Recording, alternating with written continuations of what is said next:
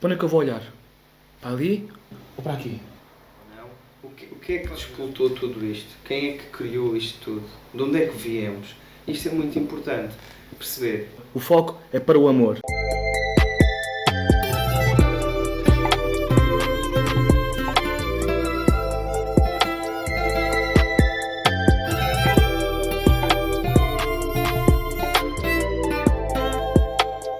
Olá pessoal, viva! Bem-vindos a mais um GunzaCast. E como prometido e tem vindo a se falar, nós trouxemos um convidado. Aliás, neste momento nós somos convidados. Somos convidados de um grande anfitrião que eu te considero como meu irmão, considero como alguém que de facto traz uma missão de empoderamento, uma missão de impacto para esta nossa sociedade. E é uma grande honra, deixe-me já dizer-vos, estar aqui e poder usufruir, aliás, podermos usufruir da companhia do grande Alexander. Bem-vindo. Alexander. Aliás, obrigado pelo convite, Alexander. Vamos a isso. É uma gratidão enorme estar aqui e podermos falar um bocado sobre a questão, uma questão que normalmente até acaba por ocupar a mente das pessoas. Hoje em dia, se formos a ver, muita gente anda perdida, anda meio sem saber qual é que é o sentido, não é? A pergunta do milhão. Qual é que é o sentido da vida? Qual é que é o sentido de estarmos aqui? O que é que nos motiva a viver? Eu acho que até podíamos começar por aí. Eu acho que é um bom ponto de partida, começar por aí. O que é que te motiva a viver? Antes de responder essa pergunta, acho que é muito importante nós percebermos o que é que nos impede de perceber aquilo que já é. Porque é engraçado estares a fazer essa pergunta, mas basicamente o facto de estarmos a fazer essa pergunta quer dizer que há alguma coisa que nos está a impedir de ver a realidade. E antes de tudo, nós temos que olhar para o começo de tudo. Com base naquilo que podemos acreditar ou não, o que é que despoltou tudo isto? Quem é que criou isto tudo? De onde é que viemos? Isto é muito importante perceber. Do ponto de vista teológico, que é uma ciência que é muito importante considerar, e o que se vê por aí muitas vezes é a ciência moderna excluir, a rejeitar esta ciência teológica, por assim dizer, que já vem de milhares de anos até nós e que nós temos muita informação que nos ajuda a entender quem é realmente Deus, quem é o Criador, e isso ajuda-nos a perceber realmente quem nós somos e porquê todas essas perguntas, não é? Que cada um, certamente lá em casa, e nos sítios onde estiver, certamente irão colocar a si próprios e coloca, não é? Coloca atualmente essas dúvidas existenciais. Mas como fonte de informação que chega até nós depois de milhares de anos, refere-se, por exemplo, o quê? A Bíblia? Foi o que me veio à cabeça neste momento. Sim, então, falamos de Deus. Sim, a Bíblia, a palavra de Deus. Os livros milenares têm tudo, digamos, um código, não vou dizer código a decifrar, mas acho que é os ensinamentos de Jesus Cristo, o Novo Evangelho, o Novo Testamento, ou seja, é muito mais simples de entender como é que Jesus aperfeiçoa a lei, faz o aperfeiçoamento do amor. No fundo da origem, o amor, o aperfeiçoamento da lei, e como é que Jesus nos vem ensinar como é que nós devemos encarar a vida. Se Jesus nos vem ensinar isso, se Jesus nos vem ensinar como aperfeiçoar o amor, então faz todo o sentido estarmos aqui, porque já sabemos, pessoal, o foco aqui é para o amor. O foco é para o amor. Exato. Antes de mais, já falamos da teologia. É preciso integrar a teologia com a filosofia. E nós temos um exemplo fantástico, entre muitos outros, mas do ponto de vista ligado à teologia, temos o Santo Tomás de Aquino, que é fabuloso, o doutor, digamos, da Igreja em termos de conhecimento e da filosofia, que ele consegue descrever e documentar através dos ensinamentos de Cristo e de Deus, tanto do Antigo e do Novo Testamento. E uma coisa fundamental que nós devemos colocar em mente é que o mal por si não existe. Espera lá. O mal não existe! O mal não existe. Exatamente. Mas está a dizer isso apoiado num doutor da igreja, não é? Que supostamente a igreja, que é um sítio onde... O Santo Tomás de Aquino já se baseava em filósofos do século II que já eram nesta linha. Há um filósofo do século II que já dizia o mesmo, que o mal por si não tem existência própria. O que existe é uma ausência de bem. Nós, na nossa essência, isto é importante percebermos, e muda completamente o paradigma como nós encaramos a vida. Nós somos bom, belo e verdadeiro. Nós somos beleza, bondade e verdade na nossa essência. E como fomos criados à imagem e semelhança de Deus, o Criador, nós somos essa essência. Só que nós deturpamos através da nossa mente, através de uma vida identificada com os pensamentos. Lá está, a mente mente. A mente mente. Exatamente. E vivemos identificados com esses pensamentos, com essas ideias, que não nos permite encontrar e entender a verdadeira consciência. Porque a consciência verdadeira, ela não vem baseada só em razão. Ok. Mas há bocado falou de uma coisa interessante, que foi a essência. Pode repetir aquelas 3 frases que disse que definem a nossa essência? Ou que pelo menos fazem parte da nossa essência? Bom, belo e verdadeiro. Nós somos isso. Somos bons, somos belos e verdadeiros. Exatamente. Na nossa essência nós somos isso.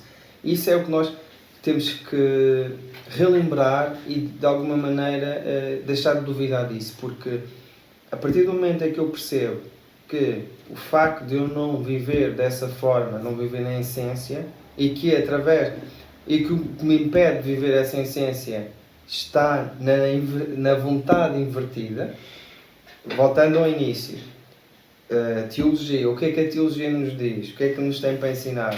Que há um pecado original na humanidade. Mas isso... O que é isso, pecado original, do ponto de vista científico? Porque ainda não falamos disso. Ou seja, nós temos que ligar a teologia, a filosofia e a ciência. Ok. E a ciência é a ação concreta. A ciência Ação. que nos vai provar e dizer que a filosofia faz sentido com aquilo que vem na origem teologicamente. Muita gente acaba por viver e construir crenças que muitas vezes elas não são constatadas ou não acabam por não verificar na prática. E que também acabam por servir tipo, como âncoras, não é? Âncoras que puxam a pessoa para baixo, que travam a sua vida, não é? Exatamente. Mas, pronto, do ponto de vista inicial, o que nos impede de ver realmente a verdade, a realidade, é a vontade invertida, que vem do pecado original, como estava a dizer há pouco. E o que é esta vontade invertida? A nível científico. Sim. O que é esta vontade invertida? Tal pecado original. Sim. O que é essa vontade invertida? Há uma alteração no código, digamos, no DNA do ser humano, a partir do momento em que, lá está, aconteceu a situação teológica do Adão e Eva cometer o primeiro pecado, de comerem a maçã proibida. A partir desse momento, isto é uma metáfora, não é? A partir deste momento, o nosso DNA ficou corrompido, de tal forma em que a nossa vontade ficou invertida. E ela fica invertida através do quê? Através de um pecado, nós chamamos de pecado capital, que é a inveja. A inveja é o que nos impede de viver a realidade, de ver a realidade. E o que é essa inveja? Perguntam todos nós, porque nós temos uma ideia de inveja pelo senso comum, que não é bem o conceito de inveja que nós estamos a querer colocar em cima da mesa. Mas também se falarmos pela inveja, neste caso um pouco mais profundo, a nível teológico, podemos ver a inveja talvez de que Adão e Eva tinham inveja talvez de Deus e queriam uma maçã para chegarem ao nível de Deus. Não sei, digo eu, pergunto. Uma teomania talvez. Eu diria mais que foi mais a influência do anjo que se virou contra Deus, o Lucifer, que quis, no fundo, ser como Deus, que tinha realmente inveja de Deus. E é verdade o que estás a dizer, que essa inveja de Deus, essa inveja torna-nos na maior doença psíquica que podemos viver, que é na maior, lá está, depende da perspectiva, mas que é a teomania, que é nós acharmos que somos deuses. E isso impede-nos de ver a realidade como ela é, porque nós vamos estar constantemente a criar uma realidade que não está descrita na história de Deus, não está descrita na natureza. Nós vamos querer sabotar tudo e todos para alcançar os nossos objetivos, a nossa vontade, que ela por base é invertida. Invertida porquê? Ainda não foi explicado, não é? Porquê que a nossa vontade é invertida? A nossa vontade é invertida porque, por exemplo, há muita maneira de conseguirmos associar isso. Vamos lá dizer, a nível neurológico. Por exemplo, há pessoas que têm... Normalmente o ser humano no geral tem impulsos, na medida em que há certas coisas que o fazem agir. É sabido, que o ser humano aprende de duas formas, fugindo da dor ou através do prazer. E isso claramente condiciona, por exemplo, a nossa vontade. Portanto, vamos lá imaginar, alguém que quer prosperar em alguma área tem que dedicar algum tempo, alguma dedicação, algum investimento. E talvez não vá haver logo resultados imediatos.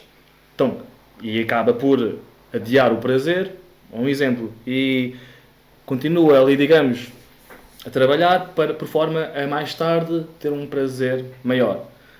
E ao fazer isso, ele orientou a sua vontade com direção àquele objetivo, mas não se deu a outras pequenas vontades que se calhar o desviariam do caminho principal. Ou seja, e esta luta de querer, de ir atrás de estímulos, atrás de distrações, eu considero que acaba por influenciar a nossa vontade. Agora, como é que explicaria exatamente o que é a vontade? Uma força de ação? Primeiro, antes de mais, estás a dar um exemplo de um homem que vive na base dos sentidos, ou seja, que tem um nível de consciência, digamos, ainda um pouco primitivo. Ou seja, acredita que a sua felicidade e o seu bem-estar advém do prazer, ou da dor, ou dos sentidos, ou seja, da sexualidade, do comer, no fundo, vai ao encontro dos pecados capitais, não é? A luxúria, a gula, a inveja, ou seja, vai nesse sentido, que é um lado mais animal da nossa essência, um lado que vem desta inveja e deturpação do DNA do pecado original, que faz com que tenhamos, acima de tudo, inveja de Deus. Por isso é que nós perguntamos qual é o sentido da vida, porque o facto de nós obtermos a consciência que somos filhos do Criador e que somos, ou seja, no fundo, fomos criados à imagem e semelhança, na sua essência, nós não precisamos de nada. Nós não precisamos sequer de colocar essa questão, porque nós já somos esse sentido pela criação. Nós somos, digamos, um membro do corpo de Cristo, ou de Deus, no mundo. A nossa ação vai ser como se Deus estivesse cá na Terra. Nós somos parte desse corpo e aí nós criamos a realidade que Deus sonha para nós. Só que a questão é que nós rejeitamos isso, inconscientemente. Podemos dizer que estamos a fluir nesse estado em que é como se Deus estivesse na Terra e nós estivéssemos a caminhar em direção. E em relação àquilo que disseste sobre os homens que são primitivos, que vivem na base do sentido, isso também tem muito a ver, a nível neurológico, com o cérebro reptiliano a ter uma maior influência sobre a vontade da pessoa, neste sentido. Agora, não entendo porque é que nós, se é bom, ou seja, sabe bem, se é bom, se é verdadeiro, se é belo, porque é que nós rejeitamos essa conexão, esse fluxo com Deus? Não faz muito sentido, é o que eu penso. Faz todo o sentido quando nós saímos ou seja, quando nós saímos do foco que é o eu para uma imagem, uma big picture da humanidade. Ou seja, é preciso fazer este drill down mental e olhar para o conhecimento de uma forma mais abstraída para conseguir entender a realidade. Obviamente tudo começa com o autoconhecimento, o conhecimento do meu mundo psíquico, porque no fundo nós somos corpo, mas o state mais correto que nós devemos encarar e tomar consciência é que nós não somos um corpo com espírito, mas ao contrário. Nós somos um espírito com um corpo. Isto faz toda a diferença. Nós somos antes de todo espírito. Okay? Este espírito quer dizer o quê? O facto de dizermos nós somos um espírito com um corpo quer dizer o quê? Que a minha principal função, na sua essência, na verdade, na bondade e na beleza, ela está ligada à vida superior, à vida do amor, digamos assim. A vida da desinversão da inveja, a vida da aceitação do bem que eu sou na realidade. Mas através, como já tínhamos referido, através do pecado original, faz com que eu, não tendo consciência deste facto, não fazendo a interiorização da inveja que está em mim, da rejeição ao bem, okay? Porque ela é muito subtil e é muito complicada de entender, de visualizar, porque a própria palavra inveja, agora entendam o que é que quer dizer inveja. Inveja vem do latim, quer dizer invidere. Quer dizer o quê? Não querer ver. Não ver. Destruir o bem. Ou seja, e não é do senso comum que é desejar os bens alheios. Vai para além disso. É não queremos ver a realidade. E isto é um processo que acontece no nosso aparelho psíquico, no mundo inconsciente, que tem muito a ver com o quê? Com uma falha no DNA que faz com que, uma vez que a inveja é um antissentimento, isto quer dizer o quê? Que nós não conseguimos detectar a inveja em nós. De forma consciente, é impossível. O próprio pecado original é tramado nesse aspecto. Porquê? Nós, sozinhos, por a nossa força e vontade, não conseguimos ver. Antissentimento? O que é uma coisa antissentimento? Quer dizer que nós não conseguimos sentir a inveja em nós. Aquilo que nós rejeitamos. Não conseguimos detectar como forma de emoção e sentimento. Só através da razão. Ou seja, através dos pensamentos que fluem em nós, é que nós conseguimos detectar que existe inveja. Só que como acontece tão subliminarmente, o facto de não sentir a inveja, não detecto-a. Então, o que é que eu vou começar a fazer? A partir daqui, eu vou viver a vida numa forma muito projetiva, chamada identificação projetiva, na psicanálise. Na ciência que estuda este aparelho psíquico todo. E basicamente o facto de viver nesta identificação projetiva, o que eu vou fazer é aquilo que não está conscientizado ou que vai ao encontro da minha essência, eu vou, e o facto de rejeitá-la, eu vou nos conflitos e na relação do dia a dia projetar isso nos outros. Aquilo que eu não gosto no outro, o facto de o outro numa relação rejeitar o próprio bem que eu estou a entregar a ele, eu vou sentir-me muito mal com isso. Eu vou me revoltar, vou chamar nomes, vou desejar ódio, vou sentir raiva. E aqui começa o mal de todos os males. Começam as doenças, a sintomatização, os problemas orgânicos começam a surgir, sintomatizando no corpo. Tanto que é um nível de rejeição à realidade que o corpo absorve isso para suavizar este aparelho psíquico. Olha que loucura, então quer dizer que essas emoções guardadas, que quando estão inconscientes e nos levam e conscientizadas, estão-nos a causar dano, um dano, neste caso, um dano psíquico. Dano psíquico e orgânico, acima de tudo energético. Isso torna orgânico, não é? E acima de tudo um dano energético. Ok, energético. Porque nós vivemos, antes de tudo, nós temos que enquadrar que nós estamos numa situação global de grande inversão no aspecto científico e não só em termos de vida em geral. Ou seja, a própria energia que nós consumimos através da eletricidade, a própria física, como ela foi desenhada, ela encontra-se invertida. O que quer dizer? Nós, a partir do estudo da física, nós vamos entender tudo o resto. Vai nos ajudar a perceber como o ser humano focalizou, entendeu que a energia ela é gerada e criada com a destruição da matéria, só por aí. E não quis seguir as descobertas que o Tesla tanto contribuiu para nós, de forma a nós descobrirmos a tão energia gratuita e escalar que realmente existe. Mas que energia é essa? A energia escalar, a energia que está que provém do Sol, que está no ambiente, que está à nossa volta, e que nós podemos utilizá-la Está em nós também? Está em nós porque nós somos receptores dessa energia. Okay. E a partir do momento em que o aparelho psíquico está subcarregado com raiva, com inveja, com emoções que bloqueiam essa ressonância divina, nós começamos a deixar de ter consciência. Okay. Deixamos de ter conhecimento, sabedoria e todos os dons que nós falamos, os dons do Espírito Santo, sim, deixam de estar disponíveis para nós. Ficamos impedidos de aceder. Como se estivéssemos, e é mesmo, em pecado. Porque estamos a rejeitar o próprio bem que o universo, a criação, nos forneceu a jusante. Mas supostamente, nós também somos belos, verdadeiros e... bons. Bom, belo, verdadeiro.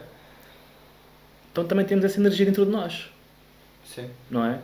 Temos acesso, temos o direito, temos o direito de aceder a essa energia gratuita. Ou seja, todos nós somos um potencial energético de mudança brutal, positiva para o mundo, que é surreal. É surreal pela beleza, bondade que é, ou seja, este dom que é dado e que nós, pela ignorância, pelo movimento oculto ou movimentos que são instalados para fazer e perpetuar uma certa consciência na humanidade, até porque se nós formos a ver o mundo comercial, o marketing, a forma como as pessoas vivem no consumismo, isso dita que há uma falta, há uma necessidade que é preenchida pelo marketing. E muitas vezes o marketing ele cria essas necessidades criando inversões, alimentando a inversão. Como se a pessoa passasse a acreditar que vai preencher um certo vazio, sim, adquirindo mais coisas, é isso? Consumindo? Sim, exato. E faz muito bem a ligação dialética que o nosso mundo psíquico ele acede à consciência que é gratuita, divina, através da chamada dialética. A dialética é o diálogo psíquico interno que nos põe em ressonância. A voz que nós dizemos para nós mesmos, nossos pensamentos, talvez, esse diálogo interno daquilo que nós falamos para nós próprios, é essa dialética que estás a referir? Sim. Os pensamentos que nós temos internamente e a emoção aliada a esses mesmos pensamentos. Ou seja, isso vai ao encontro da teoria de que, de facto, os nossos pensamentos têm um impacto na nossa vida, nos nossos resultados, na maneira como nós vivemos, simplesmente, por exemplo. Exatamente. E o que atraímos também. E como vivemos. O mundo dos pensamentos é um mundo muito vasto que pode remeter a outros planos científicos, como a da espiritualidade.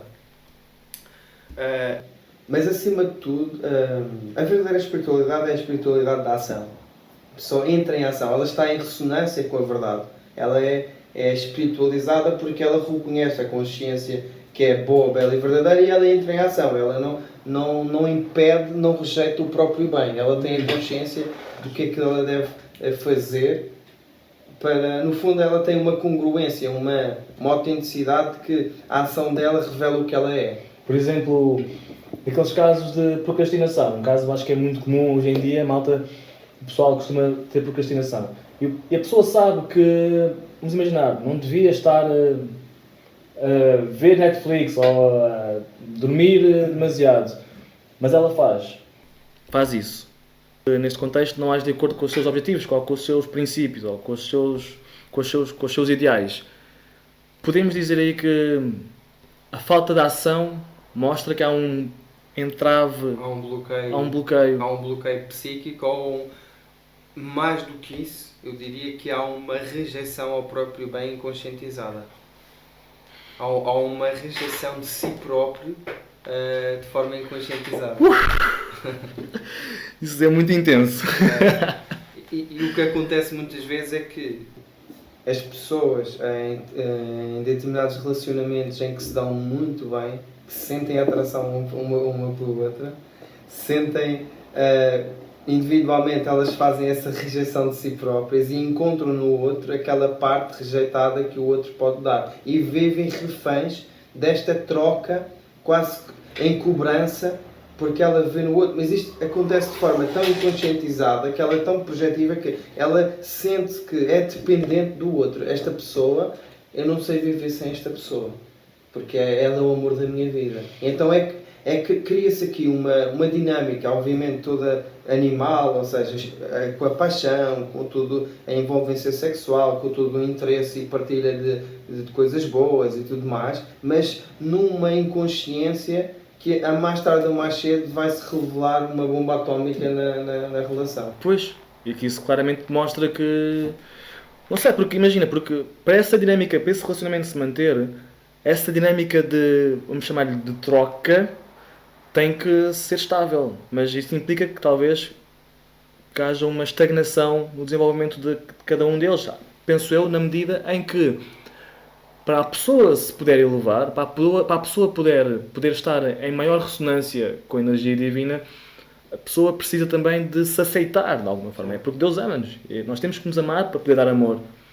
E se a relação se sustenta... Ela tem que aceitar a realidade. Porque a partir do momento em que aceita a realidade, ela aceita-se a si própria. Ok.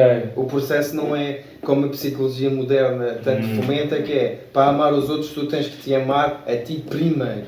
A questão aqui é a ordem, primeiro. Mas isso não é verdade?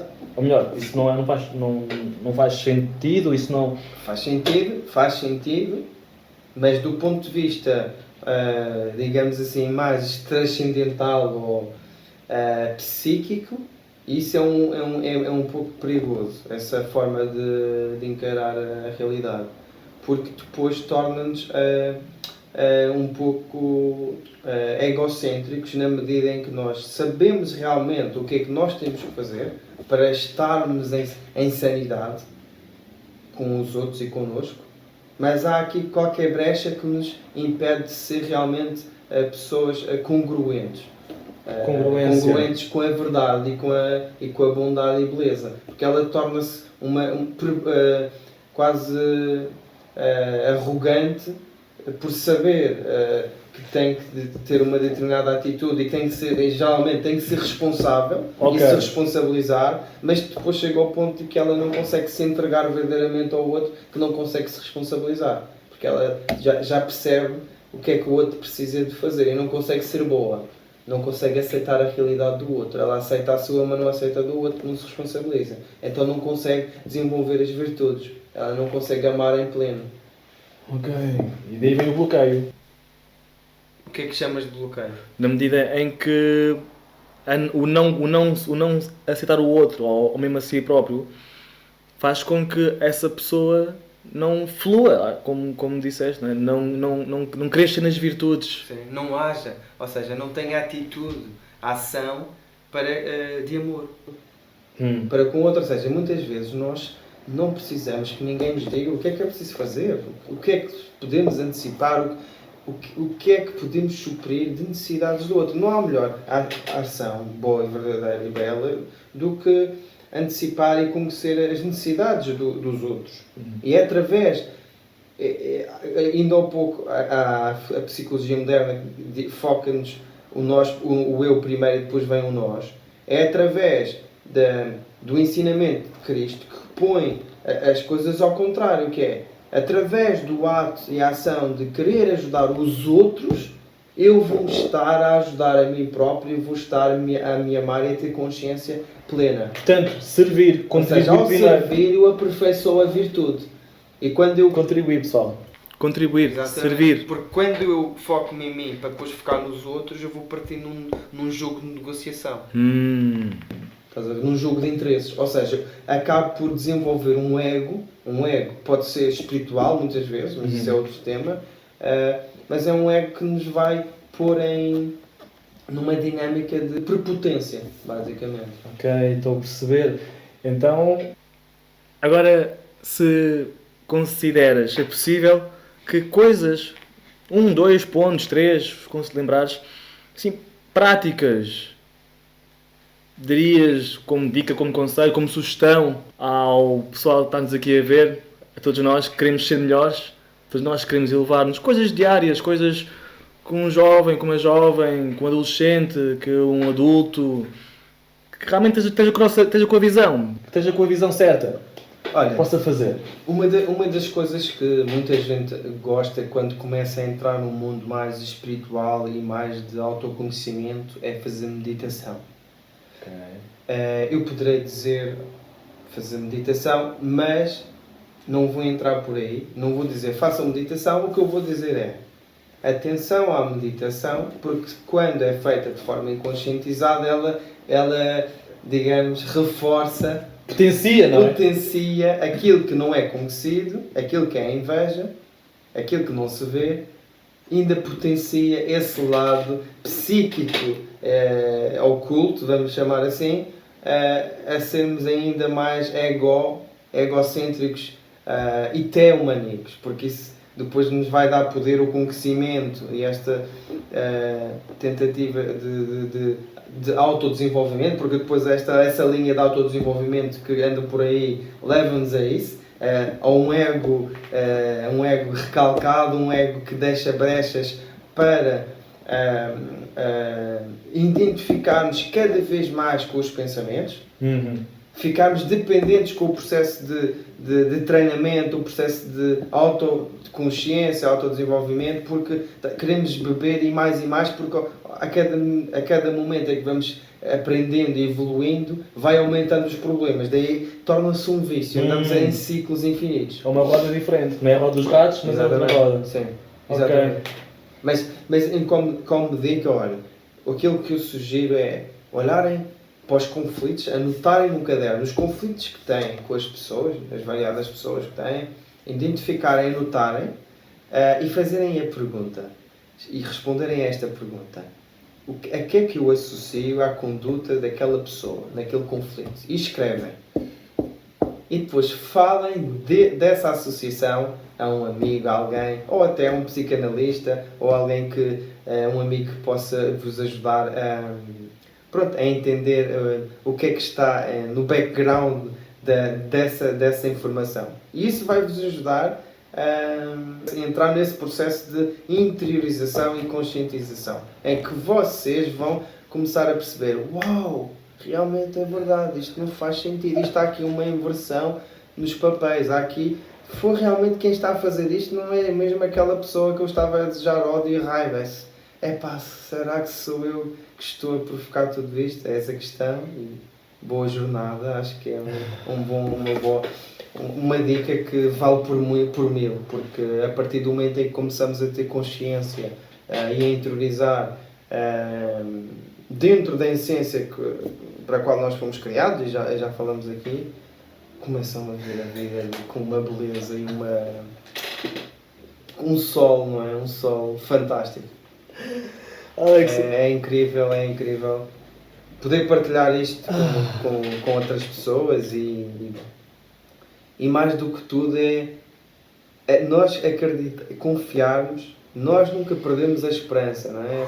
Confiarmos de que Deus não nos abandonou, nós não estamos abandonados, e a luta e o conflito entre o bem e a ausência de bem, a consciência e a falta dela, ela vai continuar. E por sítios e situações em que muitas vezes nós não nos esperamos, nós deixamos subliminarmente que determinadas informações entrem no nosso subconsciente e a partir daí coloquem-nos numa cegueira completa. Por isso é preciso ter muita atenção que informação, que música é que nós ouvimos, porque ela tem uma vibração e uma ressonância que nos colocam ou fora ou não da ressonância divina, com energia escalar. A própria televisão, a forma como é passado os conteúdos, a explorar a nossa inversão, a nossa necessidade de consumir conflitos, de desgraças, basicamente, de viver no medo, de vibrar na desconfiança. E isso é tudo muito perigoso. É muito a questão do foco. Aquilo onde tu te focas, expande. Portanto, estar também a filtrar isso. É preciso ter consciência e é começar a ver as coisas com um espelho à frente. Isso é engraçado, então. Podemos dizer, pegando aquele exemplo das pessoas, que o relacionamento com as pessoas acaba por ser um bom meio para nós nos conseguirmos também autoanalisar ou começar um processo de conscientização ou de desinversão. Na medida em que nós vivemos para o nós, para a comunidade, nós vamos conhecermos cada vez mais. E é aí que nós vamos desenvolver as nossas virtudes. É o melhor caminho, é através dos outros. Alexander, é uma grande honra ter sido convidado para estar aqui. É uma grande honra, acredito que vocês também sentem a mesma coisa. Acredito que sentem que é uma grande honra estarmos aqui e podermos usufruir deste nosso momento, deste nosso convívio. Olha, estamos muito gratos, eu estou muito grato por partilhares connosco essa visão e, maltas, mantenham-se ligados, tenham uma vontade grande de querer contribuir, querer servir, autoconhecimento sim, mas de forma ordeira, com a versão certa, não é? Com a visão certa. Obrigado, Alex. E sabem que o relacionamento com as pessoas, isto aqui foi uma dica muito valiosa que o Alexander nos deixou. O relacionamento, a maneira como tu te relacionas com o outro, os conflitos que tens com o outro, acabam também por espelhar um pouco aquilo que tu trazes para aqui. Portanto, no fundo, o teu ego, a tua identidade falsa, a tua criação, a tua máscara, em que tu realmente acabas por acreditar absolutamente, de forma inconsciente, naquilo que te passa como pensamentos. E isso é o princípio base. Não duvida sempre dos teus pensamentos, duvida das tuas capacidades, no sentido em que tornas-te arrogante e prepotente na medida em que crias um eu que consegue tudo e mais alguma coisa sem estar na realidade. Obviamente o nosso potencial é limitado na verdade, na beleza e na bondade, mas quando ele está mascarado é muito perigoso. Não quer dizer que efetivamente não conseguimos lá chegar, mas estar a acreditar que esse ego é que me vai levar até lá é estar a contar a história aos bocados, é estar a ser seduzido por ideias e por algo que me vai, mais tarde ou mais cedo, comprometer o acesso e o discernimento e a consciência verdadeira que eu tenho direito, gratuitamente, como nós temos direito ao acesso à energia escalar. Portanto, é da nossa, obviamente, responsabilidade aceitar esta consciência e fazer agir em congruência com isso. Caso contrário, não podemos nos queixar, não podemos dizer que o problema está na política, está cá fora, está nas coisas que me acontecem. Nós todos temos a capacidade de criar e recriar o mundo, a sociedade que nós temos direito. Se não nos deixam, nós vamos criar essas condições para criar. Nós não podemos viver dependentes daqueles que estão doentes. Não podemos contar com aqueles que estão doentes, não. Primeiro, focar na nossa sanidade, a partir daí trazer consciência, e se ninguém quiser, não podemos obrigar, obviamente. Mas nós temos que juntar, criar a nossa civilização das pessoas com sanidade psíquica, sanidade em vários aspectos da vida, para que possamos todos, unidos, neste ideal de uma nova civilização projetada por Deus, possamos viver já aqui na Terra essa civilização, para que o nosso espírito possa servir aquilo que foi escrito por Deus e o propósito que foi escrito por Deus pessoal, para a nossa vida. Porque não há nada mais grandioso do que viver segundo o critério e a vontade do Criador. E isto acho que para qualquer pessoa é fácil de entender. Alex, muito agradecido mais uma vez. Foi um gosto enorme, é um gosto enorme estar aqui e contamos também estar mais vezes juntos posteriormente em outros GunzaCasts. Portanto, ficamos por perto, mantenham-se juntos da fogueira, venham-se aquecer. Até ao próximo GunzaCast, pessoal. Tchau. Obrigado. Gratidão.